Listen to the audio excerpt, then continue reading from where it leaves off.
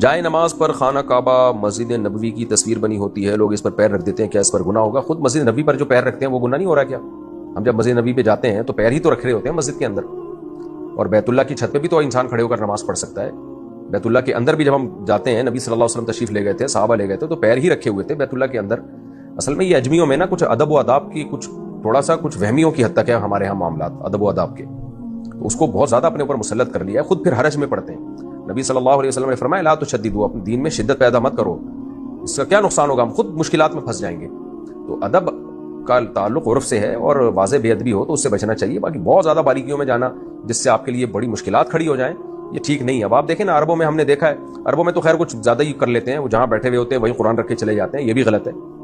کرسی پہ بیٹھے ہوئے ہیں، اسی پہ پھر کرسی پہ قرآن بھی رکھ دیتے ہیں، زمین پہ بھی قرآن رکھ دیتے ہیں، یہ بھی تھوڑا ہمیں نامناسب بات لگتی ہے۔